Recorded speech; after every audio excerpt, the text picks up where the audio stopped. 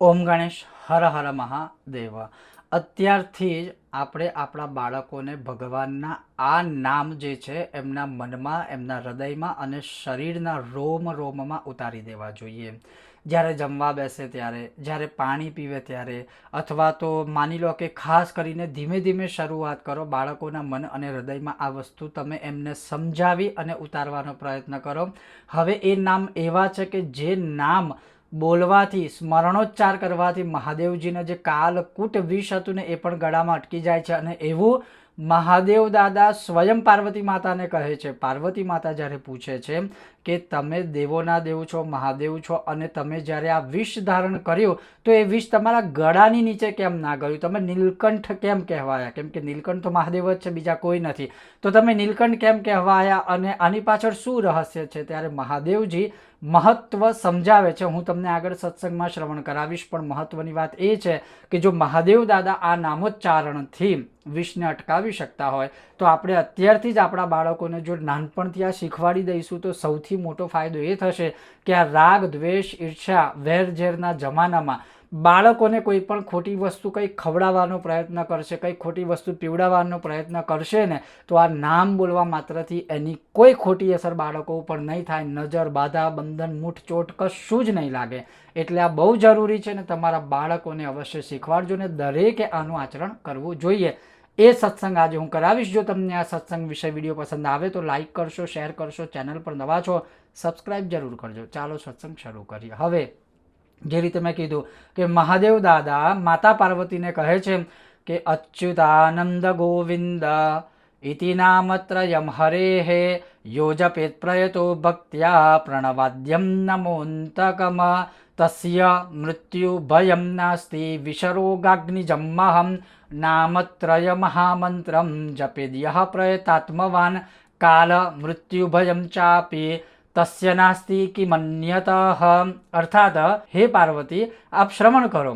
અચ્યુત, અનંત, ગોવિંદ આ હરિના 3 નામ છે જે એકાગ્ર ચિત્ત થઈને કોઈ પણ મનુષ્યનું શ્રવણ કરે અથવા તો એને મંત્ર સ્વરૂપ, જેમ કે એમાં ઓમ લગાવીને ઓમ અચ્યુતાય નમઃ, ઓમ અનંતાય નમઃ, ઓમ ગોવિંદાય નમઃ, આ રીતે જે કોઈ મનુષ્ય આ નામોચ્ચાર, આ જે 3 નામ છે જેને મંત્ર સ્વરૂપે ઓમ લગાવીને બોલે છે એને વિષનો ભય રહેતો નથી, એને રોગનો ભય રહેતો નથી, અગ્નિથી થવાવાળું મૃત્યુ એની નજીક પણ આવતું નથી।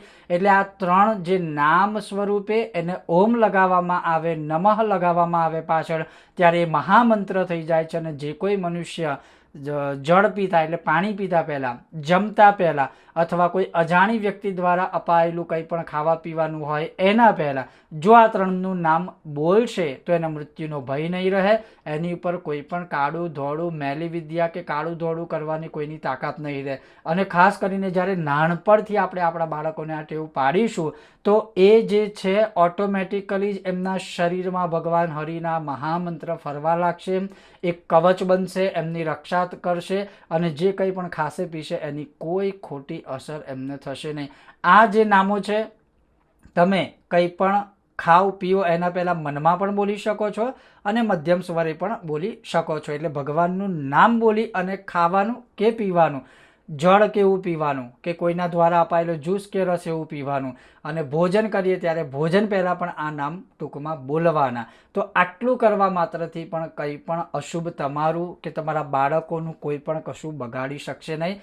કારણ કે મહાદેવે પાર્વતી માતાને સાક્ષાત કહ્યું હતું કે જ્યારે મેં આ 3 નામ બોલ્યા અથવા 3 નામનું ઉચ્ચારણ કર્યું ત્યારે એ વિષ જે છે ને એ ગળામાં અટકી ગયું, કંઠમાં અટકી ગયું। એ ગળું અથવા તો ભગવાનના જે મુખનો કે ગળાનો જે રંગ હતો એ નીલ રંગનો થઈ ગયો। એટલે પછી એમનું નામ પડ્યું નીલકંઠ મહાદેવ કે જેણે વિષ પીધા હતા અને એ વિષને આ હરિના નામથી ગળામાં અટકાવ્યા હતા। એટલે જરૂરી છે કે આજના સમયમાં રાગ, દ્વેષ, ઈર્ષાવાળો સમય ચાલી રહ્યો છે ને એમાં આપણા બાળકો ઉપર કે આપણા પરિવાર ઉપર કદાચ કોઈ કશું એવું ખોટું ખરાબ કરવાનો પ્રયત્ન કરે તો હરિના આ મહાન નામથી એ બધું અટકી જશે। ઓમ ગણેશ હર હર મહાદેવ। જય સિયારામ।